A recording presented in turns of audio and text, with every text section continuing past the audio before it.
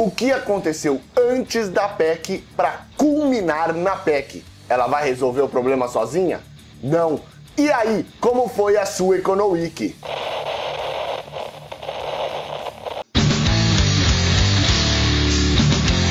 E aí galera, esse é o Econoweek, a tradução da economia na semana Econoweek. Eu, Héctor Sanches, e aquele lá, o magrelo, César Esperandi, aparece aqui, pá, César Esperandi, exatamente, vamos falar sobre os caminhos que conduziram até a PEC. Já falamos que a PEC do teto não resolve os problemas fiscais e vamos explicar tudo. Atualmente é consenso que o Brasil está passando por problemas fiscais. E não vamos entrar no mérito de quem é a culpa, pois esse debate não é produtivo, não visa o Brasil, e sim um jogo de poderes nos quais quem briga no Facebook não vai se beneficiar em nada, malandro. De todo modo, o Brasa está passando por problemas fiscais. Quando falar em fiscal na TV, entenda as contas do governo. Se liga nesse gráfico. Nele, vocês podem ver os dados de receita líquida e despesa total acumulada em 12 meses em termos reais. Mas volta aqui, malandro, isso mesmo, volta aqui. Antes, nós precisamos explicar alguns conceitos. Os dados são acumulados em 12 meses para evitar efeitos de perdas ou ganhos que ocorrem na mesma época do ano e podem deixar as linhas, a análise meio zoada. Quando dizemos em termos reais, estamos dizendo que são descontados os efeitos dos aumentos de preço, ou seja, descontada a inflação dos números, pois quanto maiores os preços, maiores os gastos, salvo raríssimas exceções, e também maiores os ganhos, por conta do aumento dos preços, simplesmente, dos produtos que estão sendo vendidos ou comprados. Agora volta para o gráfico, malandro, que vamos analisá-lo. Reparem, desde 2014 a receita líquida brasileira é maior do que a despesa. A receita líquida é meio que o salário do país, já descontado alguns repasses obrigatórios para os estados e municípios e outras coisas. Ou seja, receita é o quanto vai para o governo mesmo, para a União, e é líquida porque já tiramos que não vai ficar com o governo e que eles têm que distribuir. As despesas são os gastos do governo mesmo, propriamente dito. Reparem que tem um salto da receita entre 2013 e 2014. Isso foi um pagamento de concessão do campo de Libra que gerou esse choque aí. Reparem também que tem uma queda de despesa no final de 2015. É o atraso do pagamento da Previdência. Por sua vez, a volta da trajetória ascendente ali, ó, no final de 2015, ali quase no final de 2015, é a correção das pedaladas, malandro. Volta pra mim aqui, ó. Não estamos entrando no mérito se houve ou não, se a Dilma merecia ser impedida por isso ou não. Só estamos dizendo que a volta da trajetória de 2014 e 2015 é fruto da inclusão contábil desse movimento. O resto não interessa. Contudo, dizer que os gastos e os ganhos brasileiros são na casa dos trilhões de reais não ajuda ninguém. Ainda precisamos relativizar esses dados pelos avanços ou recuos do PIB. Como o PIB é a geração de riqueza de um país em um ano, dividir os gastos ou os ganhos pelo PIB é um modo de saber se a receita ou a despesa estão subindo ou caindo nessa proporção com relação ao PIB. Se liga nesse gráfico. Vemos que a queda das receitas em proporção do PIB é menos acentuada do que no outro gráfico. Isso acontece pois o PIB desse período se deu numa velocidade parecida com as receitas, ou seja, é natural pensar que quanto menos riqueza o país gera, em proporção similar, deverá cair a receita. Em contrapartida, se a trajetória de despesa já era crescente, quando dividimos por um PIB que está caindo, meu irmão, acelera ainda mais, ou seja, parece que cresceu mais rápido. Logo, quando fazemos a diferença do que o governo ganhou, receita líquida, pelo que ele gastou, em proporção do PIB, chegamos ao resultado primário. Volta pra cá, malandro. Quando nós gastamos mais do que ganhamos, nós temos um déficit primário. Se é o resultado primário, déficit primário. E quando nós ganhamos mais do que gastamos, nós temos um superávit primário no caso.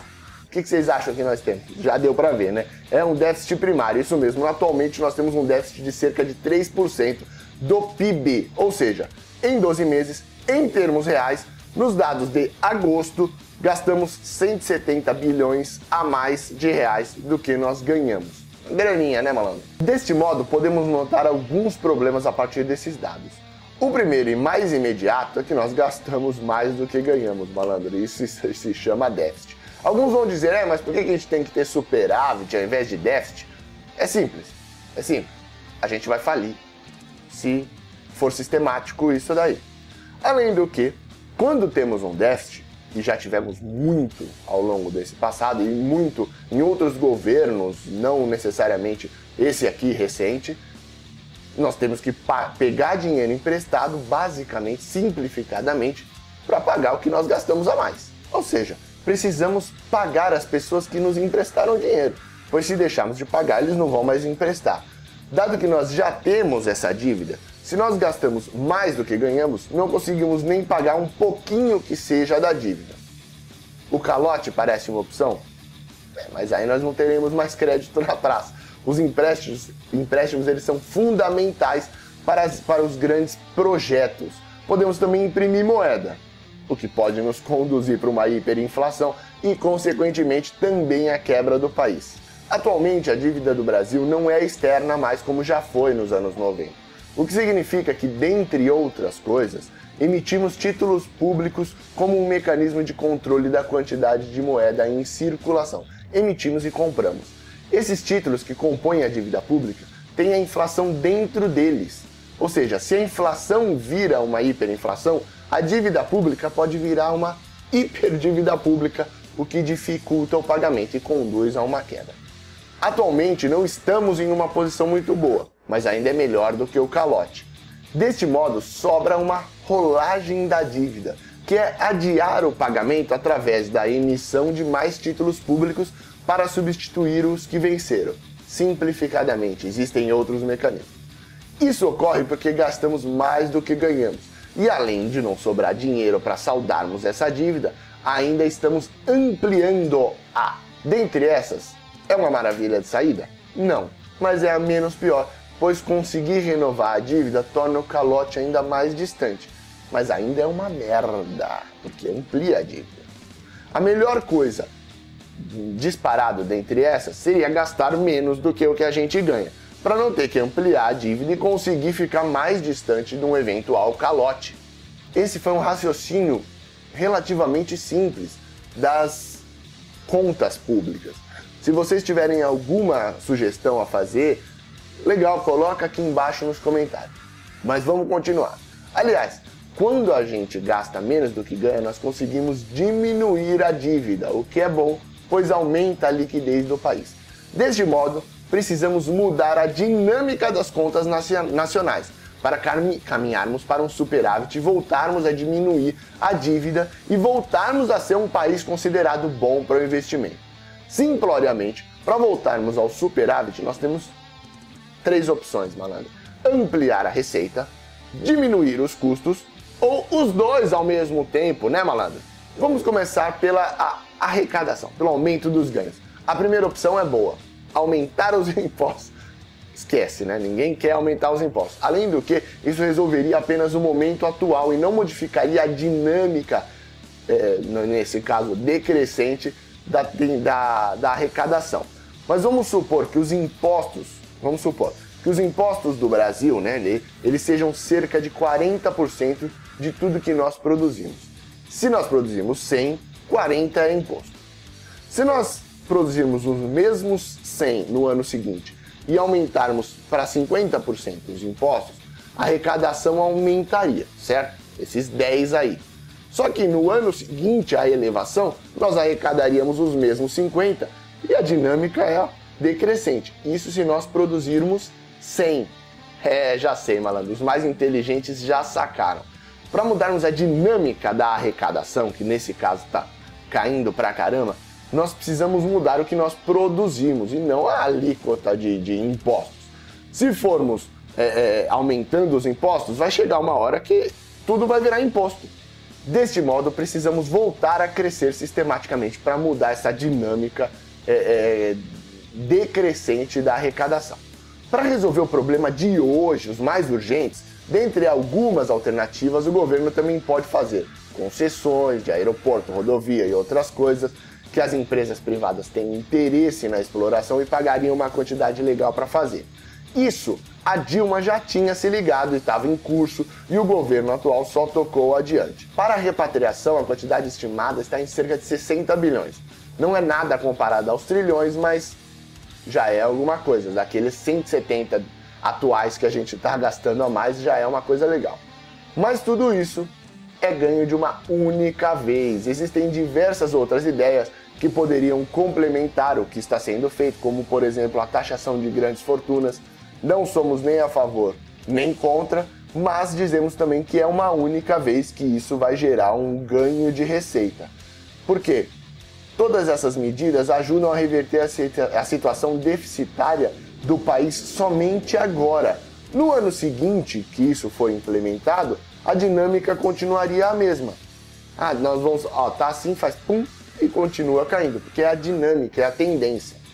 Basicamente, para mudar a dinâmica da arrecadação, precisamos voltar a crescer. E para isso o governo tem tentado fazer alguns negócios, atrair investidores internacionais de volta para cá, além da melhora da situação interna dos negócios para a produção. Contudo, destacamos que essas medidas, elas, por mais que o governo se esforce, ou qualquer outro governo se esforce, não necessariamente, está fora da alçada dos malandros. É tipo meta de venda de loja de surf. Você pode colocar uma meta mais agressiva para os vendedores. Eles podem sair do corredor dos shoppings chamando, entra aqui. Pode colocar meia em todas as vendas. Mas se os caras não quiserem, meu irmão, vai ficar difícil, não vai ter jeito. A meta pode ser grande. É o seguinte, isso é o suficiente? É o modo correto? Isso vocês que têm que julgar. A gente só está tentando expor os fatos aqui.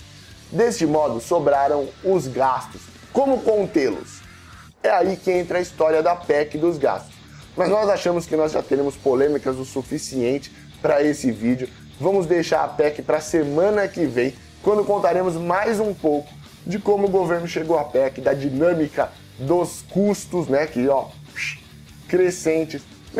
Achou simples demais? Comenta lá vai lá nos comentários, comenta, a gente responde, a gente conversa com vocês em termos até mais aprofundados para quem estiver achando que está muito simples. O objetivo desse vídeo é tentar deixar as coisas mais claras para a população e levar ao conhecimento. Os dados estão aí, sobre dinâmica, sobre tendência, sobre situação atual, a gente mostrou isso através dos gráficos. Quem tiver dúvida pode ir no site do Tesouro conseguir baixar a série, a gente vai deixar o link aqui na descrição sobre como estão os gastos. Questões sobre, mas isso não é verdade, aí a gente não vai ter muito o que fazer.